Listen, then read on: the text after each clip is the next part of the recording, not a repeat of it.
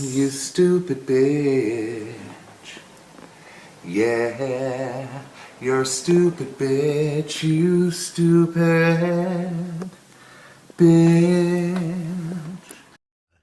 I do like the countdown too, totally. Welcome to another episode of Stupid Bitches Say What, the Aussie podcast about everything and nothing, but always with wine. And your hosts, Skylee Collett and Sean Bino Hipkins. This week, it's pop culture. Take two. And we are taking a trip down memory lane, again, to remember those famous faces that were once so prominent in our lives, but then just faded away. Where are they now? What are they doing? What the bloody hell ever happened to... ... Dude. Dude. What you drinking, Sky? Ooh, well, what am I drinking? Take two. I'm drinking... It sounded like a guitar strum. Bring. The Golden Mile, Sauvignon Blanc. Do you remember this from last time? Yes, we did. I like that. Only because I'm obsessed with this wine. Do you remember when I drank it last week? I was like, this is fucking nice wine, man. Yes. So should we, before we get into that, should we just do a little recap? So this is our second recording of this particular episode. This entire episode. Because the first time we did it this time last week, the recording didn't come through so well. The sound was a bit fucked, and we had to totally boycott it and postpone the episode. But Sky is drinking the same wine as she was last week. So tell us about it, Sky. Look, it's lovely. It was a lovely job. It's organic, which I think I talked about this last week. You've but gone I'm gonna right do it again. into the organic. I have, and look, it's really hard, right? Because organic is so fucking expensive These days. But it is really the healthier choice. This is true.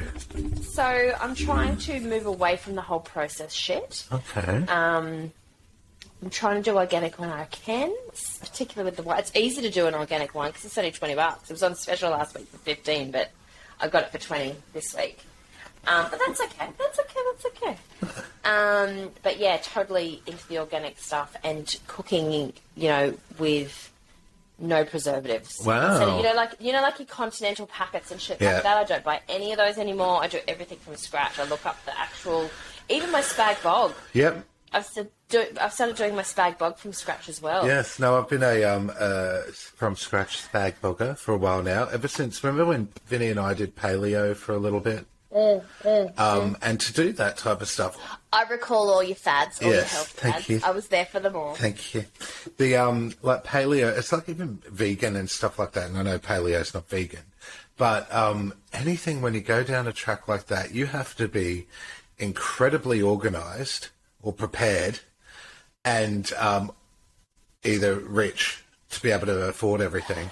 But yeah, like even your breads and shit like that, the stuff that you'd have to make as paleo, it would just take so much time consuming in preparing for all that shit. But there was a reason why I was talking about this. What was that, Sky? I don't know. But do you eat organic eggs? Or do you... Spag bog. So from that point onwards, now I don't use Dolmio's jars and stuff like that. The only produced thing would be a tin of tomatoes that I chuck in, but the rest is all herbs, and there's not a packet in sight basically. And it tastes way better. I always put heaps of veggies and stuff anyway, but even so I'm just exclusively organic eggs now, and I eat a lot of eggs. Like I have eggs for breakfast every day. So is organic eggs just free range or? Full free range, but then the food that they eat is organic as well. They're not getting any process, because even the ones that are free range, they're still giving them stuff to make them bigger and like preservatives and things like that. And it's not because it's just more about being healthier. Do you know what I mean? Like putting healthy shit into your body. She says that she's vaping. Yeah, but like you're making chemicals unknown. You're making little changes that are going to make so they're going to make big changes in your life. No, I'm definitely a free range egger, but I think I'll look for organic ones now, just to support that a bit more. Do you remember the huge difference in taste? Is like it really? will blow your mind. Oh, okay, it makes cool. a massive difference. Anyway, that's my little rant on organic, and that's why I'm drinking organic wine. I don't always drink organic wine, but when I can, You do. I get it, Yeah. and it's quite lovely. I quite enjoy it. This one is delicious. I'm obsessed with this. Okay, this I'm wine going to at have the to try moment. the Golden Mile. Vinny and I do the same thing when it comes to vegetarian meals. We are not vegetarian. We like our bacon. We like our mince. But once a week, we try to have at least one vegetarian dinner. And even though it's not changing the world, it's a little piece that hopefully goes a long way at some point. Yes, agreed. So what am I drinking? What are you drinking, Sean Vina Hipkins, you stupid bitch? Well, I'm a bit disappointed because the wine that I had last week was really good, do you remember? Like it was for naughty boys and naughty girls.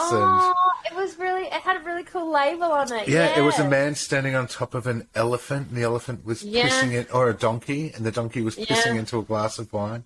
It was delicious. Quite cool. Yeah, you loved it. I did, but this week I'm drinking Castel Pietra. It's a state-grown Tiroled Ego, and it's a 2020. You couldn't pronounce it last week when you tried to pronounce the wine. Viganetti del Dolomiti. So that sounds like Dolomites. Where are the Dolomites? Is that a mountain range in Italy? I don't know. Here we go. I can't tell you. Castel Not that Pietra, educated. which is Castle Peter, I think. This Terra Ledigo reveals an intense aroma and a spicy profile. Oh, that's right. Do you remember the other one had something on the lip and... Anyway, this one reveals an intense aroma and a spicy profile balanced with ripe red berry notes. I love an intense aroma. Well, I do. I like it. It also shows a delicate hint of vanilla coming from the aging in wood. Been there, totes. But yeah, it's an Italian wine, and it's imported. It's actually from Italy. Shut the fuck up. I think my other one, I was about to tap that to make it focus. I think my other one sounded Italian, but it was actually from fucking South Australia. Yes. I was like, oh, that sounds Italian. No, it wasn't. So that's what I'm drinking, and it's nice. Don't mind it. How's your week been, stupid bitch? So I'm going to retell a story that you've already heard. Oh. Our listeners haven't. Well, look, it's important. My week Continuity has is been key. great. But I also, during the week that was 2 weeks ago, got swooped by a motherfucking magpie. That's right. So for our international listeners, I'm sure you've seen the memes. I'm sure that you found them humorous. I'm sure you found them humorous. I'm sure you've seen the videos of what happens when a magpie swoops. In Australia, we also find it pretty fucking funny to watch someone get swooped by a magpie. And also, on the other end of the scale, terrifying if you are said incredibly person terrifying. getting It is swooped. super, super scary. But once a magpie starts swooping, there's really nothing you can do. You can't help a person. So the general culture in Australia You can't is when go, you see someone being "Bah!" swooped. Bah! Bad magpie. No, No, yeah. bad magpie. That doesn't work. So really when you see it happening and unfolding in front of you, you just sort of take a step back and laugh hysterically and go, look at that poor fucker. Been there. But this particular week, I was the poor fucker. Yes. So I was, walking along, minding my own business, listening to the podcast as I do, replaying some episodes, and then all of a sudden I felt something, because I had headphones on, hit my head, and I went, what the fuck was that? And you would have had some jump that came out of it too.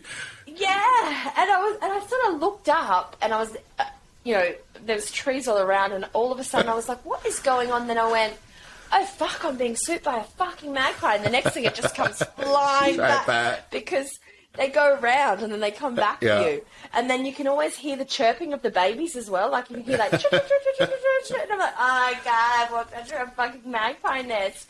And they are persistent motherfuckers. They are persistent. I feared for my life. I was also super, super humiliated and thinking, oh my god, how many people are watching this right now and pissing themselves laughing as I'm like, running towards the ground, taking cover, going, please go away, you stupid magpie.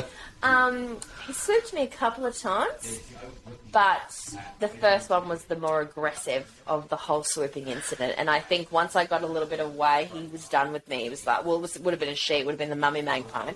She was like, it's cool, it's cool. You're far enough away that I'm okay, that my babies are protected. But the moral of that story is, fuck magpies, you pieces of shit. They are, and they are terrifying, as you said. And I remember as a child being extremely terrified after being attacked by one. I got knocked off my bike, and I think I was in grade 2 at the time. And I thought it was a bully chasing me because it came and whopped me on the ear. And I was like, what was that? And I stacked my bike, and I remember a car pulling up going, you okay? And I was like, yeah, and just got on my bike and rode. But do you remember when your mum would... Meanwhile, that car was probably pissing themselves laughing as they pulled up to check it. It's like, Sucker! that's the funniest thing I've ever seen. And do you remember, like, the way to... Well, the theory on preventing magpies was your mum would stick an ice cream container on your head. Because we didn't have stack hats back in the day, protective headwear. It would be an ice cream helmet with the face painted on the back, because apparently if a magpie was being looked at, it wouldn't swoop for you, because they always come from behind. So that was the antidote for it, or the anecdote, if you will. Fuck you. There's a video of a chick, and it's recent too, and it's viral, and she's riding, and she was like, so she's got, I think she had a stack hat on with a face painted on the back. She's like, apparently this is going to stop it from attacking me. And next minute, the magpie is just swooping and then coming around and swooping from behind. And she's screaming in terror as she's riding there going, it doesn't work! It doesn't work! It's hilarious. Oh God, that's hilarious. We've all got so many stories. It's been a week. It really has. Over to you, Sean Bino Hipkins. How's your week going? Well, look, I think we first of all need to acknowledge the passing of our dear Queen Lizzie. Yes, and things have progressed since then, right? Like when we talked last time. Well, yes. So King Charles, sausage fingers, as you will. Oh, bless him. It's because it's got bad circulation. Obviously, it's pretty clear from the photos, yes, bad circulation. But the Queen, she was on the throne for 70 years and 214 days. Nearly 71 years. And do you know the statistics say that 90% of the population have only ever known our Queen Elizabeth as the Queen, or as the head of royal state, or whatever they call it. Yep. So when my mum was born, it was her father, but only for a very short amount of time. Like, what time did she start reigning? So, I just closed it. Hang on. Queen Elizabeth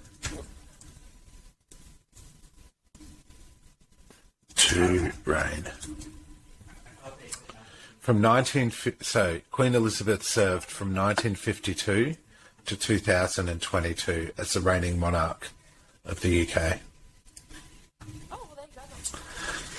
I don't know what the fuck she's talking about. Maybe my nan's the one who said it to me before about God Save the King. Yeah, long live the Queen, long live the King. No, the King is dead, long live the Queen. Now it's the Queen is dead, long live the King. My mum would have been 7. My mum would have been 7 when Queen Elizabeth came into her succession. Yeah. Crazy, eh? And so do you think he should abdicate and let William take over? I think he should. I think he's right in his right to continue on with the tradition that it's up to him. I don't think he should chuck it over.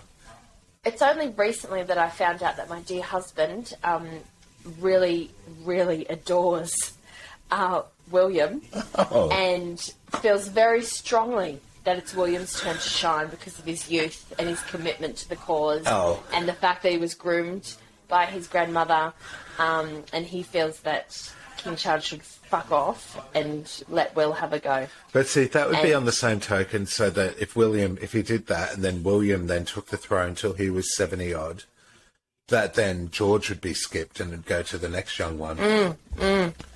So, yeah, no, I'm happy for King Charles to do it, because I think by the time King Charles, he's not going to obviously have a legacy as long as the Queen.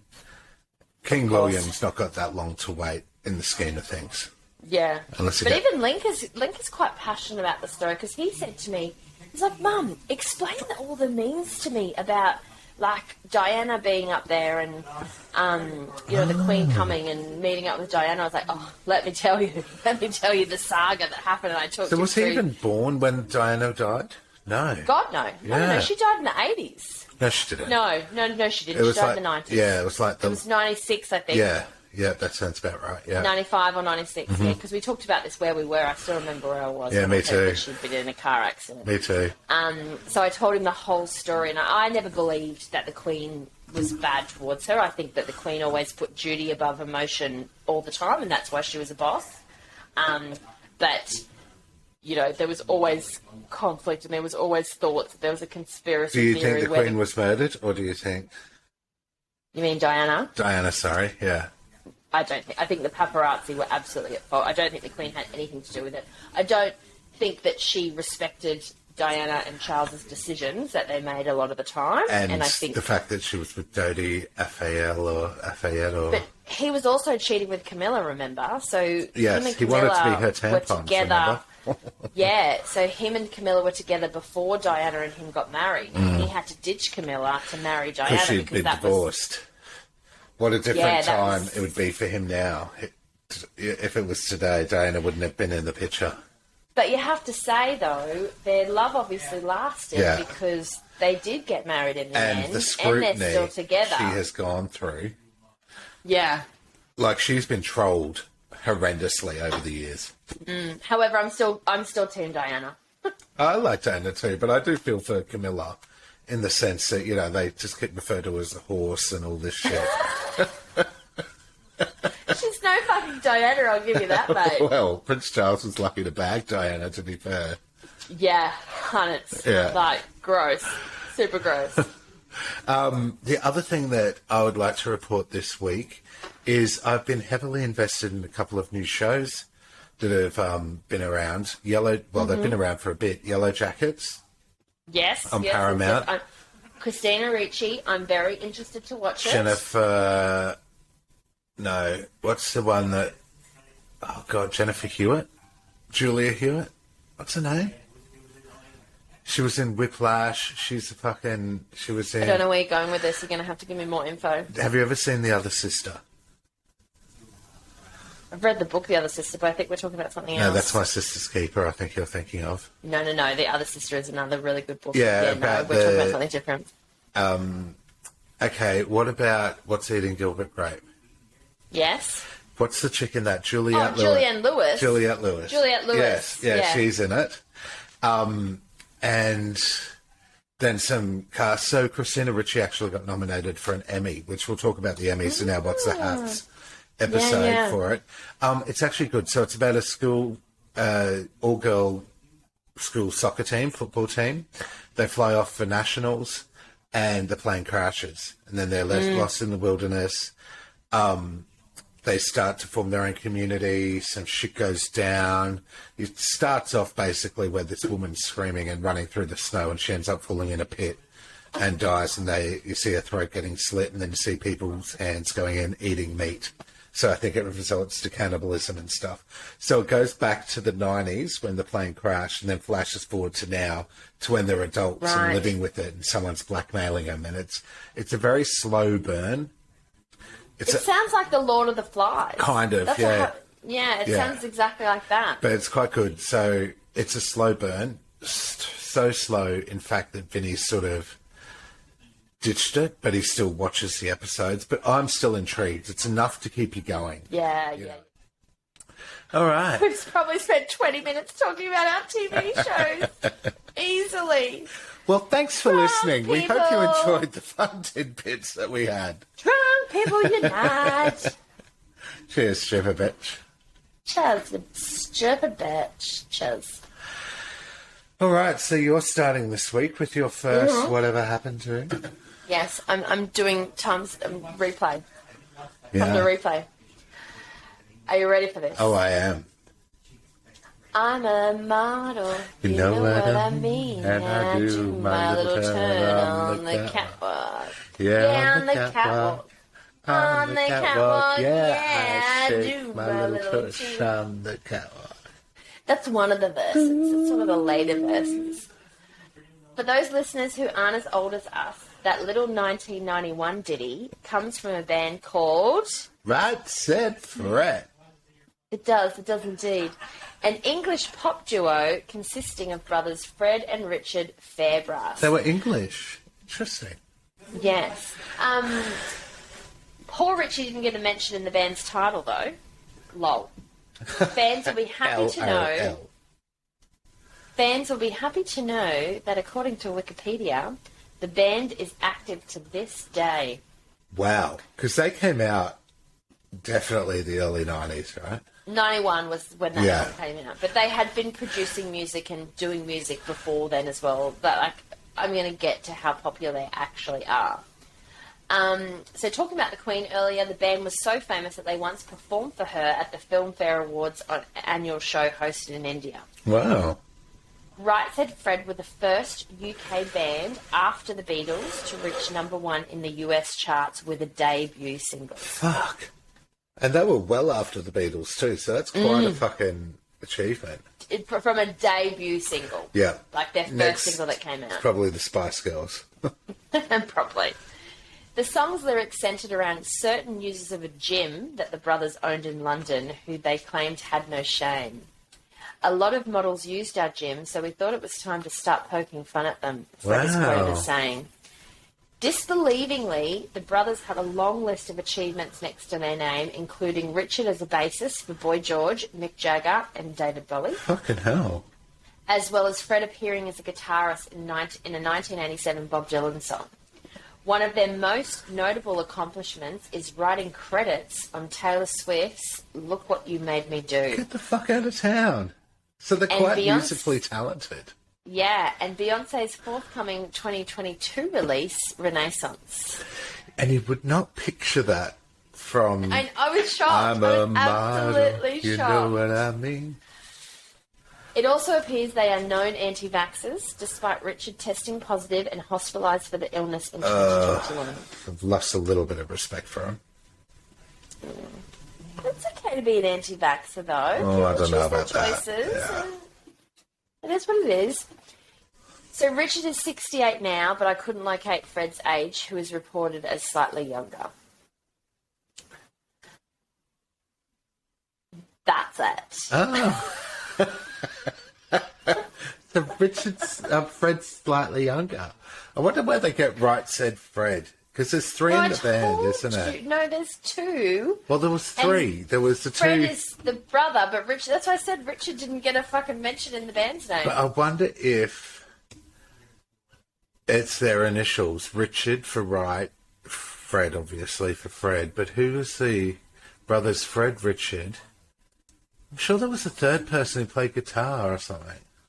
I just presented the facts to you that I had carefully researched, which said they were a fucking duo. Wow.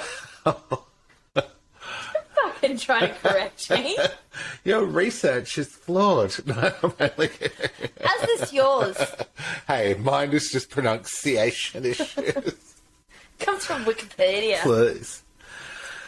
All right, well, my first one is, and before I start, I did want to reference the cult classic movie and a fave amongst the gays. Whatever happened to Baby Jane? Have you ever seen it? No, but I know who Joan Crawford is. No, wire hangers. No, hangers. So it's a 1962 psychological horror, which I use very loosely, that starred mortal enemies Joan Crawford and Bette Davis. It's actually a decent movie, and the story is around the rivalry between the two stars. And the story's around the rivalry. Spit it out. Spit it out. Joan Crawford and Bette Davis, and it's actually a decent movie. But the stories, said that already. But the stories around the rivalry between the two stars during and after and after filming is something else. It's actually covered brilliantly in Ryan Murphy's TV miniseries Feud, with Susan Sarandon as Bette Davis and Jessica Lange as Crawford, which was perfect casting. And if you haven't seen it, Feud, I demand that you see it You have demanded that of me. I would put it to my list. Feud also touches on Joan Crawford's relationship with her adopted daughter, Christina, who Joan acquired through a baby broker in Nevada after being formally denied an adoption through social services. And if you listen to Christina's retelling, you can understand Joan Crawford was a fucking psycho. why they denied her. Yeah. Their relationship is also played out in another cult classic that's a fave amongst the gays, Mummy Dearest. No wire hangers. Christina, bring me the axe. Bless you, Faye Dunaway, please. Such a cool movie, Oh my Mark. God, yeah. That's more of a psychological horror than whatever happened to Baby Jane was. And you know, when I saw that movie, my mother, remember how I've talked about in the podcast how she used to make me watch horror films Yes. when I was quite young? But there's just cameras, it's just camera in the hood, it's not real. Chill out, Dove. And just Have a barbecue. actually fucking just terrorised me with it. But she made me and my sister watch that film, and we were both like rocking in the corner going, she's a horrible person. Why are you doing this to me? Mum's like, I know. Keep watching. And just Isn't it remember cool? how grateful you should be. I'm the best I mother in the allow world. wire hangers in your cupboards. My mum used to watch horror movies, but she'd watch them during the day. But Jaws was the one that fucked me up the most because there's a kid named Sean in it. And it was a kid. I love like me. Jaws. I love all the Sean, Jaws. get out of the water. Yeah. You know, the one that fucked me up was Chucky. I've never recovered from Chucky. And I never will recover from Chucky. And anytime someone wears a Halloween costume with Chucky, I'm like, the fuck away from me. Well, and you know there's TV series and all that now about Chucky, and there's doing another season of it. But Why? It's horrifying. we It's a digress. fucking doll So- that murders. Spoiler alert for people out there. When we get to our October pop culture, I think we're doing our horror movies as a thing, aren't we? Or Back in Time, Yes. I think, is going to be horror movies of the past. Yes. So we'll be able to divulge a bit more into that. Anyway, Mummy Dearest was based on the autobiography of the same name by Christina Crawford, depicting the abuse, manipulation that Joan had put her kids, particularly Christina and her brother Christopher, through. Christopher didn't cop it as much as Christina copped it. No. though. So, According to the movie. according to the movie. So that being said, my first piece is going to be, whatever happened to Christina Crawford? Christina had a Do tell. Oh, look, you know, Christina had a semi-successful acting career of 14 years, appearing in a few movies and TV shows. However, she earned the reputation of being quite stubborn and would not do a single thing that anyone told her to do. I wonder why. I wonder. She had a Her mother was a fucking diva. She had a 2-year stint in the soap opera, The Secret Storm. I wonder what was so secret about it.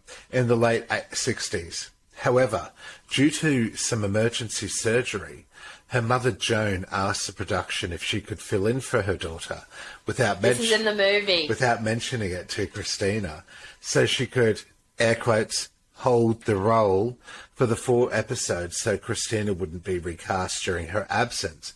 Now, I remember you telling me in the last recording of this that she wanted to hold the role and play the same role as Christina. So she wanted to obviously show up her daughter into how to act in that role, but they didn't allow her to play that role. As soon as Christina got sick, she swanned in to the rescue and said, "It's okay, don't worry. Hold the role, I'll play the daughter." And they looked at her and were like, bitch, please, you're fucking way too old. You could be her mother. So they wrote her in as the mother, and she was completely humiliated over it, like hated it, but just accepted it because she was washed up by that stage. And she was able to fucking make a show out of her daughter. And she was super jealous of Christina by that point. Yeah. Like, super jealous because her career was gone and Christina had this budding career, and she was like, fuck you, you dumb bitch. What a cow. Anyway, so Horrid, a horrid person. during that time, viewership increased 40%, much to Christina's annoyance. Christina was eventually let go from the series, which she insists was due to her mother's appearance, but production had said no, the character had just run its course. But I doubt that Joan Crawford coming in did any help for her.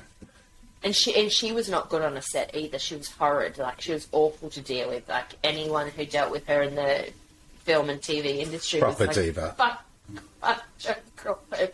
They probably thought when she swanned in, like, oh, this will get us ratings. But then when they had to actually deal with her, they were like, it's not worth it. Bitch. It's not worth it. So after her mother died in 1977, Christina and her brother discovered that they had been disinherited from the estate. With the will, that's part of the movie too. With the will citing reasons which are well known to them. Lol. What a bitch, I know. So were estranged from their mother at the time and no longer supported by her for a number of years. They did sue the estate and got a small settlement from it. However, Christina's payback was penning Mummy Dearest, which accused her mother, adoptive mother, whatever, of being a cruel, violent, neglectful and deceitful narcissistic fraud. That's a lot of adjectives. Don't you wish that you actually really knew what happened, though? Who's in the right, if it was as bad as she said it was? Yeah. Or if she made it up for ratings or just to sell the book, or if it was as bad as... Because if it was as bad as what she says it was, Jesus it was Christ. fucked up. So apparently, Joan Crawford, and I'll get to this as well, she also adopted some twins and another boy, but apparently the twins, or the younger ones, were treated much nicer. So they come out and say, oh, she wasn't that bad, but, you know, they got a different side of her. It's like when you work with someone... nannies and stuff too, like, you know, she didn't look after them like herself. A parent. So apparently Christina accused her mother, Joan, of only adopting her children for wealth and fame after she'd already been labelled as box office poison when she was fired from MGM. So since then, she's really tried to cash in on the saga of Christina by releasing 5 books in total, one of which, Survivor, was a sequel to Mummy Dearest. Christina, however, suffered a stroke in 1981, and between the years of 1994 and 99 ran a B&B in Idaho. She formed Seven Springs Press in 1998 to self-publish the 20th anniversary edition of Mummy Dearest. So I'm guessing no one else wanted to borrow it, so she had to form her own fucking press to publish an anniversary edition, which included further material about the years after her graduation from high school. It's hard to know, though. This is what I said before. Like, is she doing it out of revenge? Is she making it sound worse than it was? Or is it actually accurate? Like... Exactly, yes. So...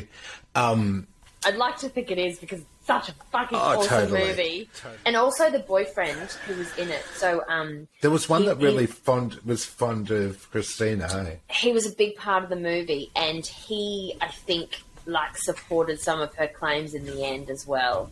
From memory, like, I feel like, and he was quite well known. He wasn't an actor.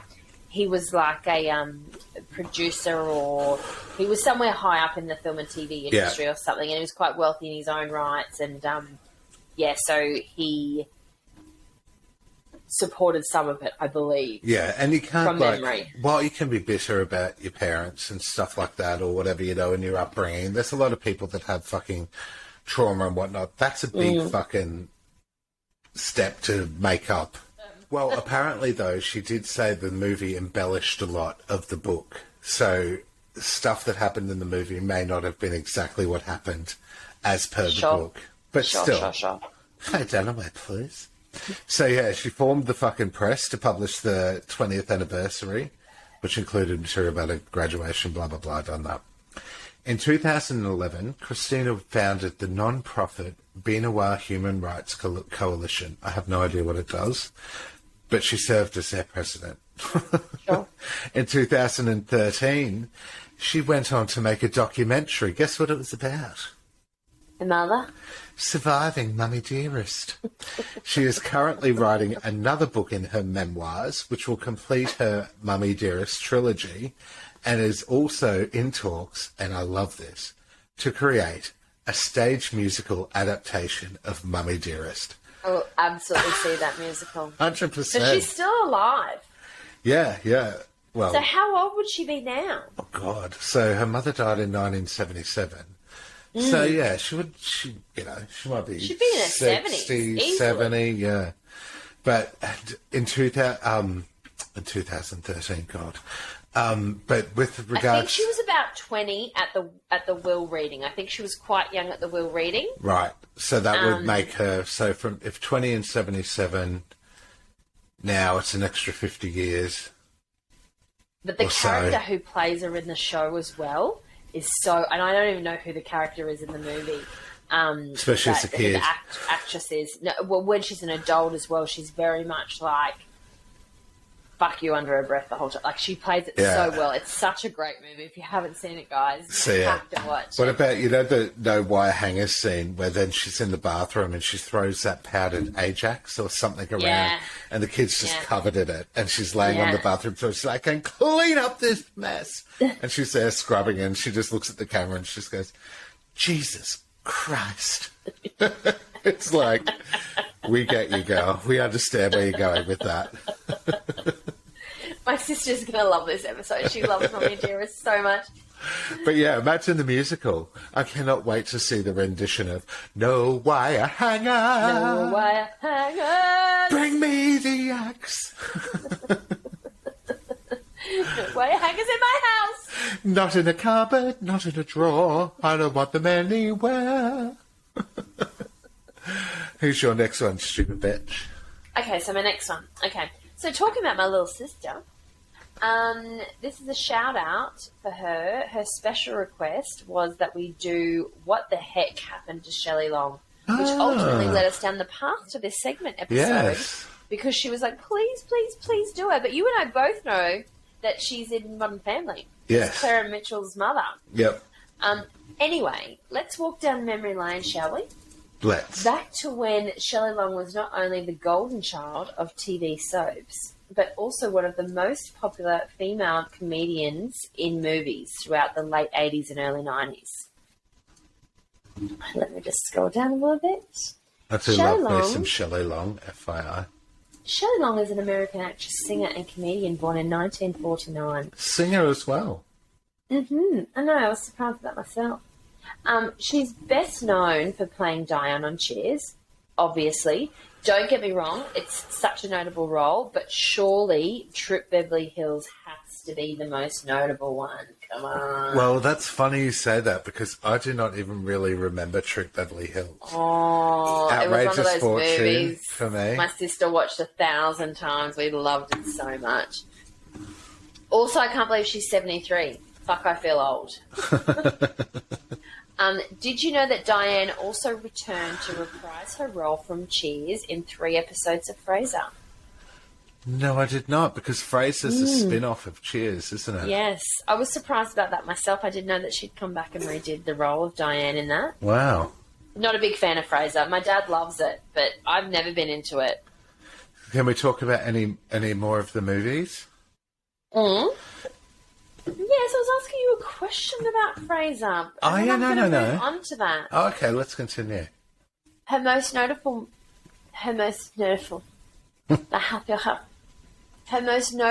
movies are listed as, get ready for this, Night Shift, I don't remember Night Shift. Irreconcilable Differences, The Money Pit. I remember The Money Pit. One of the greatest movies ever. Tom Hanks also plays. starring the irresistibly gorgeous and super young Tom Hanks. Super funny.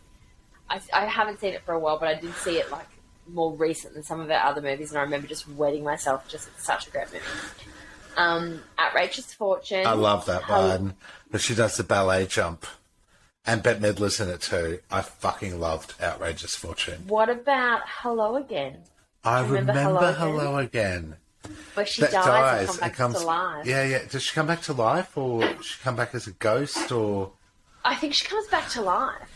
But it was a huge hit at the time. Like, everyone thought it was the greatest movie ever. Like, it was super, super popular. But again, I haven't seen it since I was a kid, so I can't really remember. Seen that in ages. Just totally want to watch all her movies. Like, I just me want to too. Go back and just do them all. I'm going into Just Watch, the streaming guide, to see if Hello Again is on anything, and I bet you it's not. I bet we have to pay. And then she went into Trip Beverly Hills after that. Right. And then also, how could we forget the Brady Bunch movie Yes. and a very Brady sequel? She was fantastic as Carol Brady. as Carol. But what about, and this one might tickle your memory bones, do you remember Caveman? You mean Encino Man? Caveman. The one also with Tom Hanks? No, it had fucking, I think, what was Nicolas it? Cage? No, it had Ringo Starr, Dennis Quaid, and it was like set back in the day. Well, it was set back in the day when they were cavemen and women. Dinosaurs. Yeah, I remember. Look, it's like a 1981 movie, and I remember watching it on a TV special, and I thought it was great. But, you know, I don't think critics liked it as much. But as a child watching something like that, yeah. Love it. Anyway, the rest of my Shelley Long is nothing. That's pretty much it. Because I tried to research her personal life and it's a bit of a snore fest, so there's no point. Okay. Over to you, please, stupid bitch. Well, my next one is, whatever happened to Macaulay Culkin? I know. Do you know, I didn't remember this last time, but I know who he's married to and has a baby with. It's Brenda Strong. Oh. And I didn't research it. It just came to me just then because I remember us trying to talk about it last Figure time. it I out, was like, yeah. I know exactly where he is. He's got a baby. The baby's about 2. He's married. And he's married to Brenda Strong. Ah. Well, Culkin graced our screens with mega blockbusters such as Uncle Buck. Obviously, he had more of a supportive I role love in that movie. I made Tyler watch that not that long ago and told us Did it hold up? Such a great movie. Yes. Is The that- Chainsaw, remember? Yeah. When he goes after the boyfriend? Who's a It's prick. such an amazing movie Because still. she's such a fucking, the eldest daughter is such a fucking... It's such a bitch. She's a total bitch to him, but then he does a chainsaw and she's like, okay, I'm in. And he made the pancakes with the snow shovel. Yeah. Yeah, he was It good. is such a great movie that totally holds up. John And- Candy, rest in And peace. even showing it to Tyler, who was so young, and I thought it totally held up, and he was like, that was a great movie, Sky. Great, good choice. But he was in that, obviously he's in Home Alone, which was his breakout movie. Love Home Alone. Love it. I Yeah. watched it at Christmas time. Oh, Love it. We do Home Alone 2 at Christmas time nearly every year. Christmas in New York. I haven't done that forever. I like the first one. I haven't done the second one. Oh, totally I mean, did I the did second when I was one. younger. I know what happens. Yeah, I the go to Pigeon New York. Lady The and Pigeon Lady. yeah, it's quite good. It's got a real much more sort of, because the first one is obviously based around Christmas time, and it's protecting the house and whatnot. But the Christmas feels in the second one, I think, are much stronger. You know, they're trying to get him to do a whole remake as an adult, trying to protect the house. Oh, really? How is Yeah, that going to they're work? They're trying to get him to go back again to do the franchise and redo it as an adult. I think they need to Let's reboot see it. what they could come up It with, would be though. good, but it feels like if they're going to make him do it as an adult, it can't be a kids' movie. You know what I mean? maybe. Yeah. Yeah. Anyway, he was in My Girl, The Good Son. Do you remember The Good Son? I remember The Good Son, and I need to talk about My Girl first. My Girl, remember? He's allergic Not to wearing his pink. glasses. He Not can't wearing see his with his His glasses. glasses. Yeah. But also, do you know what?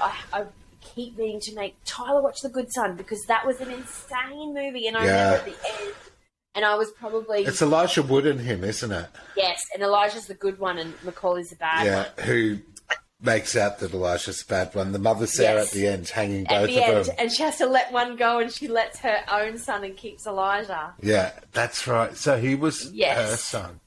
So, yeah, Ah. so that was her son, and I don't even know who the mother was. Was it a good actress who's still around, or was it a nobody? But in the end, she becomes a little bit obsessed with Elijah because she takes him in, I think, and that's why Macaulay hates him so bad. Yeah.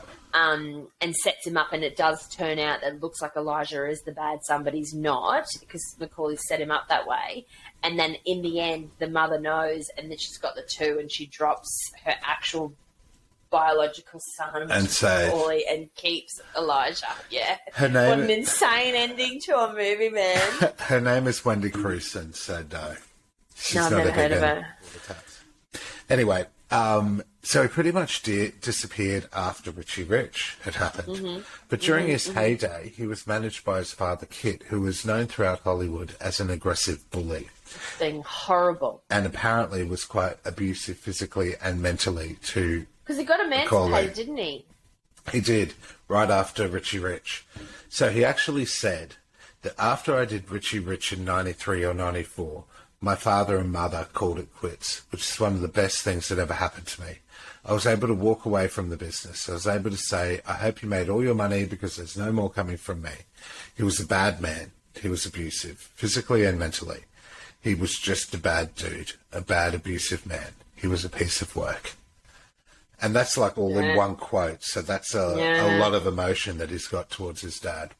Funnily enough, that was pretty much his last movie until a resurgence in the early 2000s. And then again last year in the latest installment in American Horror Story. I know. I remember you saying that. And I love Macaulay Culkin. Like, I actually followed his career and he was in a band for a while. He was like doing all this stuff. And I've always thought, and you know, we know the whole Michael Jackson thing. Yeah. That was pretty intense and horrid and Anywho, that was Macaulay Culkin. That ended up being Michael Jackson. You are going to have to cut so much Turner. of this. We have digressed in so many ways. This is us drunk, isn't it? Every time. For fuck's sake. All right. Can't keep on topic. Double episode. Double episode! Biddy's in his bedroom going, what the fuck is going on out I there? have shit to do tomorrow. I'm so much Me to do too. tomorrow. We've got filming here. Okay, go. You're next. Okay. All right. Hang on. Wait, I just need to get my mouse. All right. Okay. So I'm going to serenade you again. Okay, can't wait. Lying in my bed, I hear the clock ticking. Think of you time after time. What a song.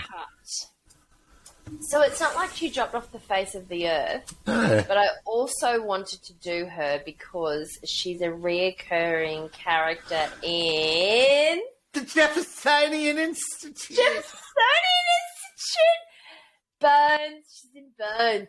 But I'll get to that. Okay. So, Cynthia and Stephanie Lauper Thornton, or as the world knows her, Cyndi Lauper, is an American singer, songwriter, actress, and activist. Born in 1953. She's older than my mum. Her career has spanned over 40 years. Can you please name some of her greatest hits, Dino? Yes. I was going to go, oh, what I've got to do. No, that's not her. That's Tina. Oh, girls just want to have fun. Oh, Girls just wanna have. And how about, and I see your true colors shining through. And I see your true colors. And that's why I love you. So don't be afraid. And also, Oh my God. No, the Goonies one. Yeah, the Goonies one. Good enough for you, it's good enough. For me, it's good enough. Good enough for me. Yeah. Goonies. Shush. Okay. She was born in Brooklyn, New York, to a Catholic family, and at the age of 12, she began writing songs. Lauper expressed herself through a variety of hair colours and eccentric clothing, and took a friend's advice to spell her name as C-U-I N-D-I. instead of C-I-N-D-Y. To song and dance. Her unconventional sense of style led to her schoolmates bullying and throwing stones at her. Now who's laughing, cunts? She was expelled from high school and left school at 17 to escape her abusive stepfather. She moved to Vermont and began travelling and singing with cover bands. She loved performing on stage, but hated singing other people's songs. In 1977, she damaged her vocal cords and took a year off singing, with doctors telling her she would never sing again. Wrongo. This proved to be wrong, and she regained her voice with the help of a voice coach. She has 11 studio albums, including a Christmas record from 1998 titled Merry Christmas, Have a Nice Life. We have to find that record. Yes, on vinyl, 100%. Oh my God, we have to find it. And has been cited as influences for the likes of Lady Gaga, Katy Perry, Vanessa Paradis, and Tegan and Sarah, among many, many, many others. Her song, Girls Just Want to Have Fun, is just that, an anthem for girls just wanting to have fun, and has stood the test of time, as has Time After Time and True Colours. Yes. You could sing Time After Time to some young chick who's 15 right now. I reckon they could totally still sing know it what with it you. is. So I've just Googled, and we can get, oh my God, Merry Christmas, How much Have a money Nice is- Life on vinyl through Amazon on vinyl. For how much? Have a guess. 120. Higher. 300. Oh no, lower. 250. $178.56.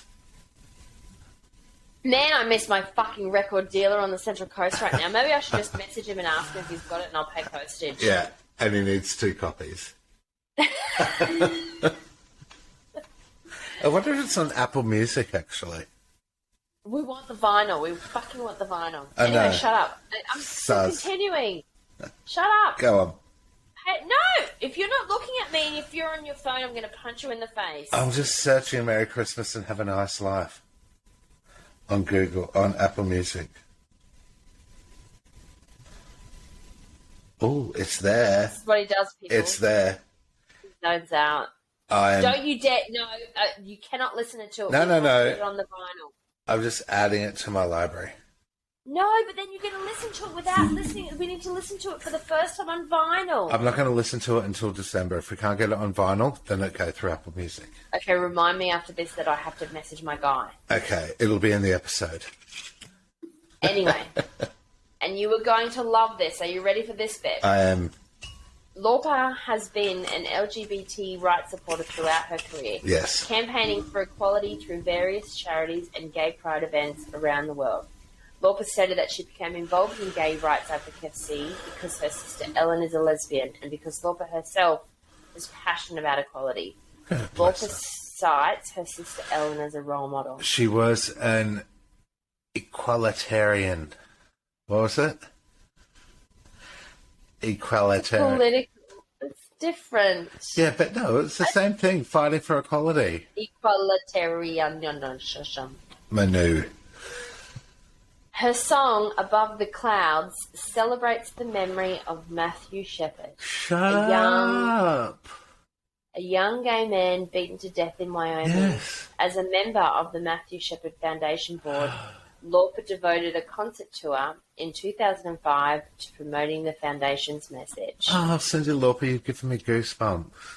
She co-founded the True Colours Tour for Human Rights throughout the United States and Canada in June 2007. $1 from every ticket was earmarked for the Human Rights Campaign, which advocates equal rights for LGBT individuals.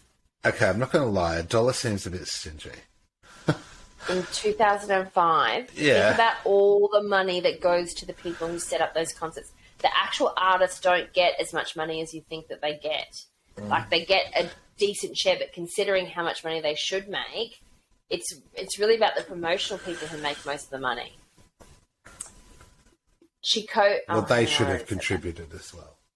In 2008, Lauper started True Colours United, TCU, after learning that while 10% of American youth identify themselves as LGBT, up to 40% of American homeless youth do so. Yeah, and why is that? Because of their fucking parents. Not The that my parents are any organisation- bad. My parents are great, but Yeah. there's a lot of parents or people It's a kicking different their culture children in out. different countries. The organisation works to end youth homelessness, focusing on the experience of LGBT youth. She set up the True Colours residence in New York City for LGBT homeless youths. Good girl. The 30-bed facility offers temporary shelter and job placement help. Good girl. In April 2010, TCU, True Colours United, launched the Give a Damn campaign to help get straight people more involved in LGBT rights. Here for the gays. In all of that, I know you're worried about the $1, but I think that the fact that she's funding the 30-bed facility as well, and also launching a Give a Damn campaign, like making people who are experiencing what they're experiencing stand up, care, and actually become activists. I think that's important because if you're experiencing that, sometimes it's too hard, but you have to be like in that situation where you have to stand up for your rights. This is the biggest problem. Important.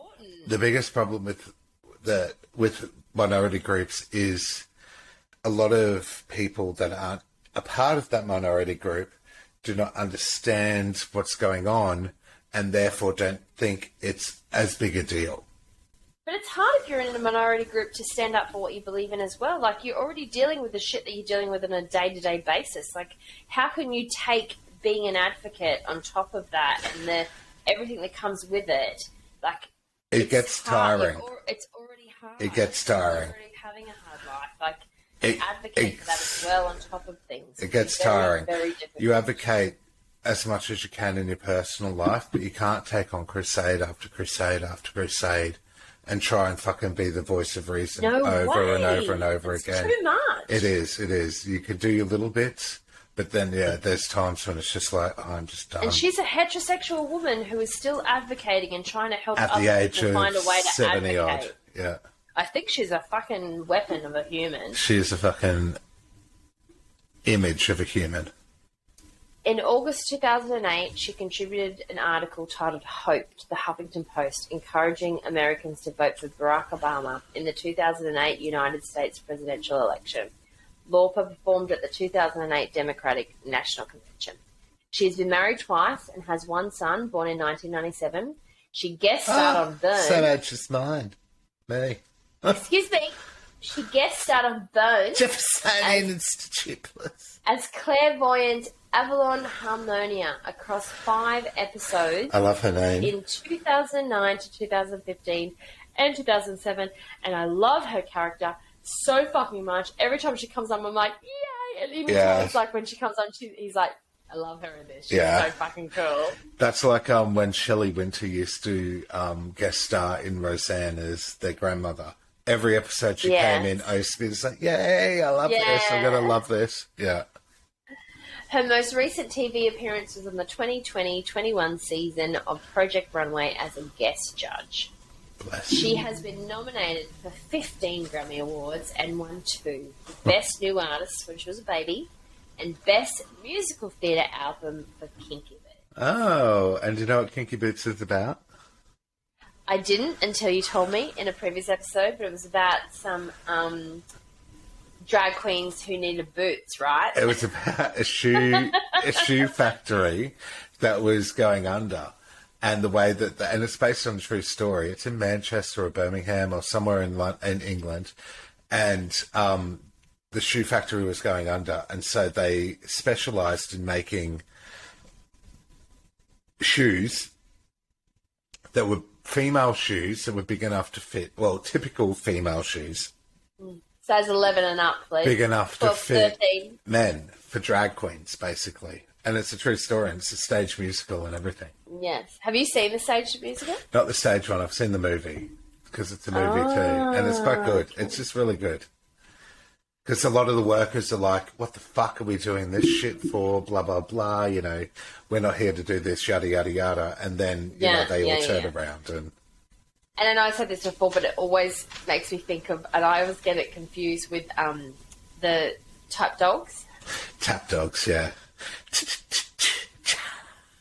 But, so Tap Dogs comes from this, no, I'm thinking of the Steel Boot one. The one with the Aussie actor. Yeah, and that's his brother Tap gets Dogs. murdered. Oh. Is that what it is? Yeah. Well, it's where they tap in fucking But it was a industrial. movie. Yeah, yes. I love that movie. I love it. Yeah. Your turn, my love. Okay, so my next one is, whatever happened to Amanda Bynes? Oh, I love love this.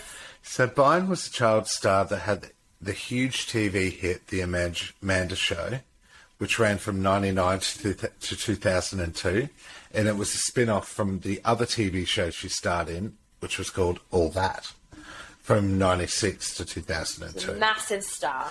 She then appeared in a string of big movies in the noughties, scoring the lead in my favourite, She's the Man. Have you seen that? No, and I actually haven't. I saw it in London when I lived in London, and she was a comedic genius in it. Like, she had me in stitches, and I would watch it again today just for how funny she is. We have talked about this. I actually have always loved her, and when she declined, I was rooting for her the whole time. I was like, oh, she's so, like, she's just got so much child talent. star, I was so sad to see her go down the Britney Avenue of, like, you know, shaving her head and doing some full on. She's got a tattoo on her face, you know. Yeah, and she did some full on fucking plastic surgery and shit. She looked a bit like a monster, and at her age, it wasn't. It wasn't cool. necessary. Yeah. She was so fucking beautiful. Exactly, and she was also in And What a Girl Wants. But I know, I've seen What a Girl.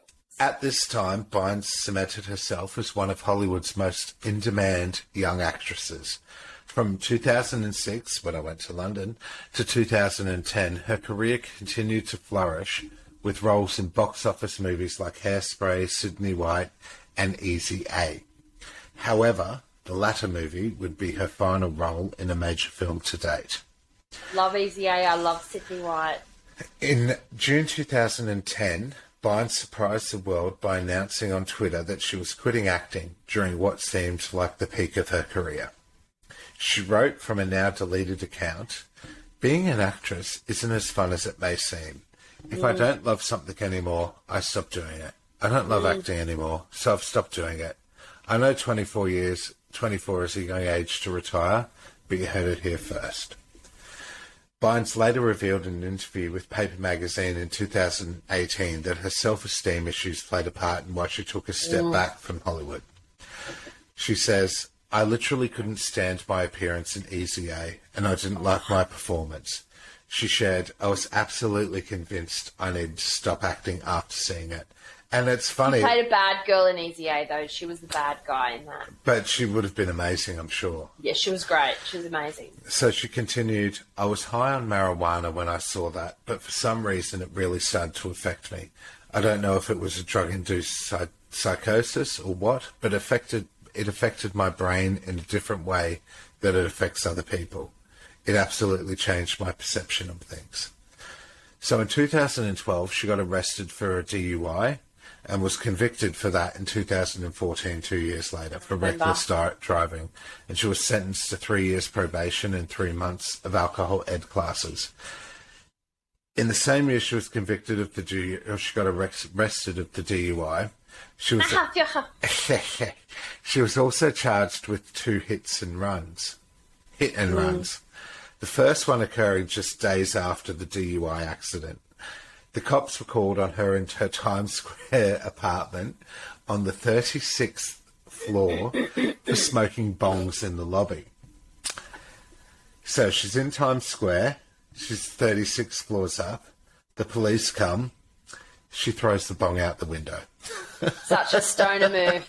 Such a stoner move. You can't see it, right? During her time in court for these charges, her appearances started to falter. So colourful and dishevelled wigs were worn, large sunnies and piercings.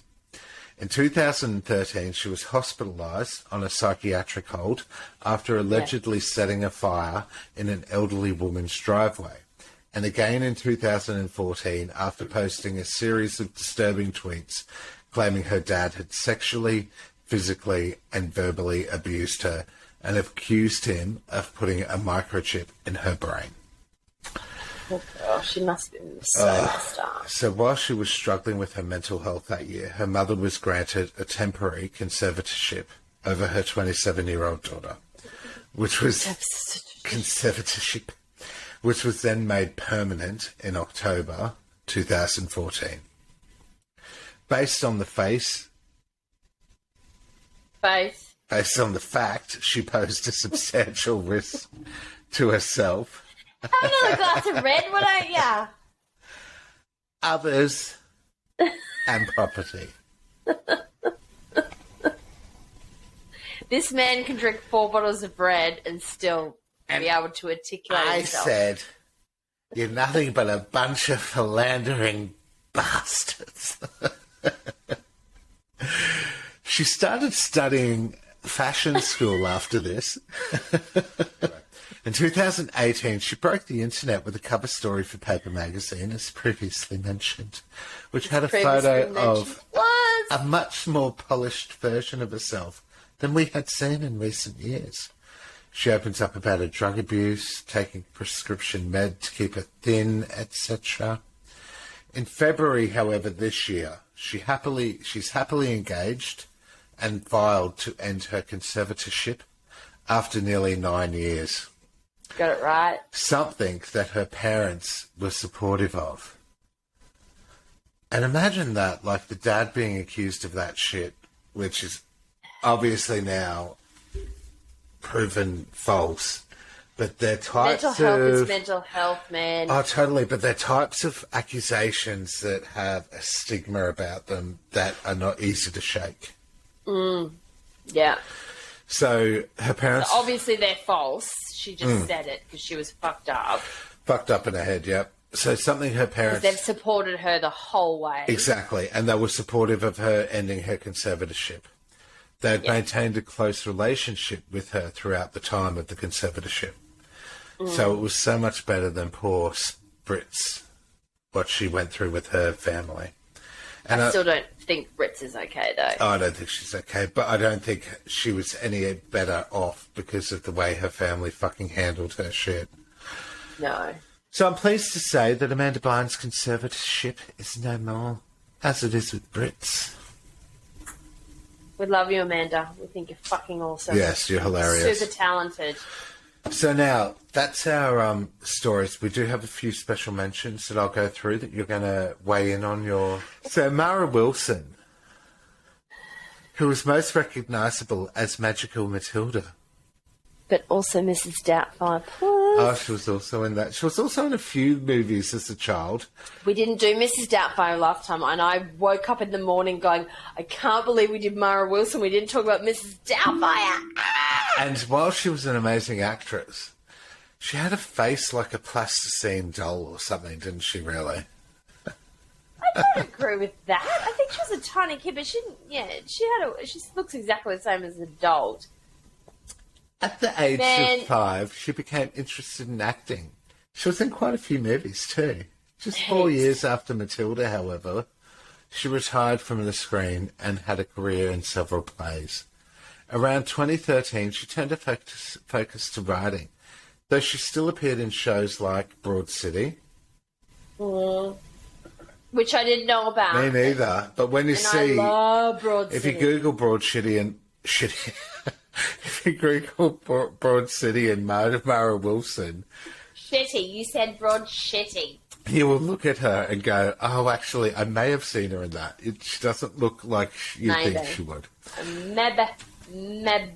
Her play Sheeple was produced in 2013. Luckily, it wasn't in 2020, because it would have been Sheeple about COVID. And her book, Where Am I Now? True Stories of Girlhood and Accidental Fame, was released in 2016. A great segue. How about this one? Peter Ostrom, Charlie from Willy Wonka. Oh, well, I thought you were going to say Peter Andre. Remember last time? I was like, it will be in our next special. Yeah. So, a huge star of Willy Wonka and the Chocolate Factory, which was a massive hit back in its day, and it One still of my is. all-time favourite movies. Me too. My sister used to make me watch it over and over, and she knew every word. Oh, Augustus, Remember? save some room for later. For later. And what about Cheer Up, Charlie? Give me a smile. What happened to that smile I used to know? Podcast. Through song and dance. Cheer Up, Charlie. So do you know what happened to him? He died. It was the only movie he ever did. He did audition for a few after Wonka, but decided the acting life wasn't for him. No, he's actually saving large animals as a large animal veterinarian in New York. And by large animals, animals, Mammoths. I mean Mammoths. I mean things like elephants, walruses. I love walruses. My actual favourite is the hippo, the hippopotamus. Oh, I do love a hippo. Okay, another. So I'm losing it, guys. Okay, go. Continue. Another quick special mention: JTT. JTT. Do you know who I'm talking about? What's his full name, please? Improvement. Jonathan Taylor Thomas. Please. So he was always had a desire to live a normal life as a kid, and it said he never took the fame too seriously. While he was certainly thrilled to be part of Home Improvement and the voice of young Simba in The Lion King, plus, he wasn't crazy about the teen heartthrob aspect of his fame. He left Home Improvement to go back to school and enjoy a more private life. He's currently focusing on directing. That's a lie because he ended up in so many movies, like Going Home for Christmas. Yes. I know. And, he didn't enjoy the teen heartthrob aspect of it. What a load of shit. He loved it. He's currently focusing on directing, and he rejoined former co-star Tim Allen to direct some of the episodes of Last Man Standing. And recently announced he's working on a project with Macaulay Culkin.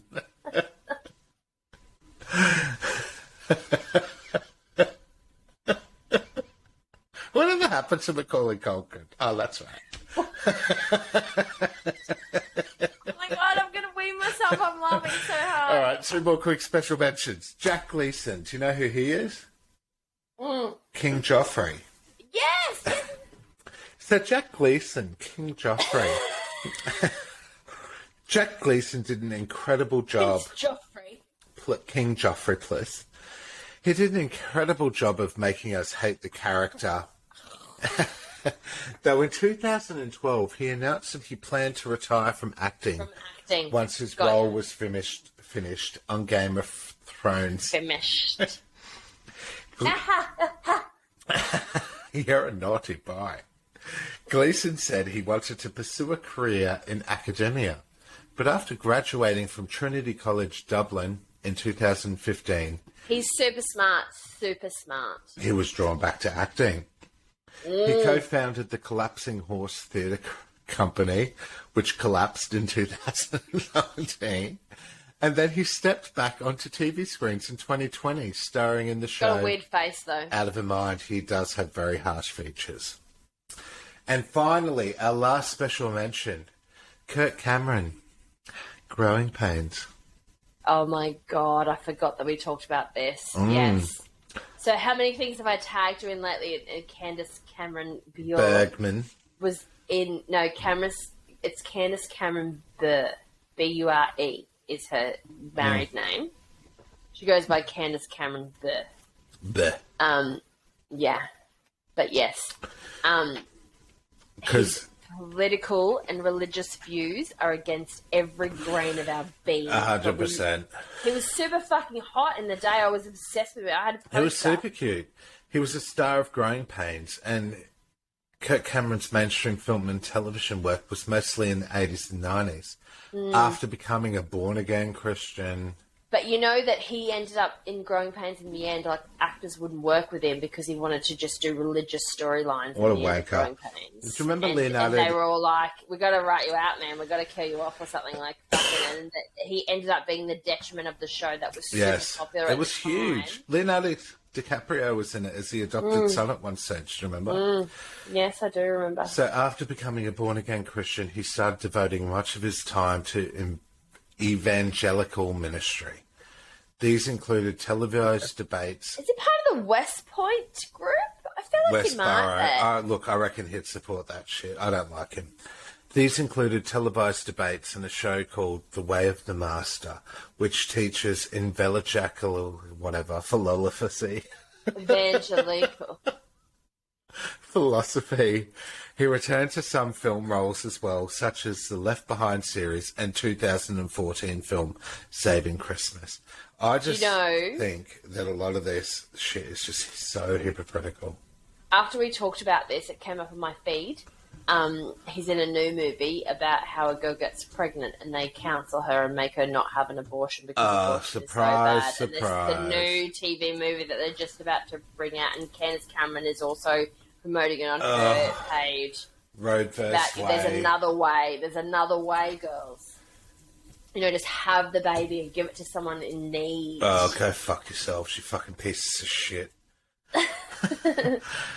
But I do believe in God. I have a religious thing in my heart, but also I don't believe in religious hate, which is what a lot of people believe use religion to power. Agreed. Yeah. Agreed. Yeah. Well, anyway, that's it. That's it. Fuck you. Good luck trying to fucking edit cut that this bitch into some shit. I got a feeling Jason Donovan's getting cut again. Especially for you. Well, thanks for listening. We hope you enjoyed the fun tidbits we had. If you know anything else on the people we've mentioned, please let us know in the comments on our socials. Tune in next week as we go back in time to colonial Australia, where Sean will cover the life of the famous bushranger Ned Kelly, who is looking smashing, wearing his suit of iron, and I try to hit it rich with the gold rush, aka gold fever. Eureka Soke! She's got it. Eureka, I found something. Eureka. Thanks to the bitches. Thanks for listening. Good night. Yeah, that stupid bitch. He's a stupid bitch. What a stupid bitch. That stupid bitch.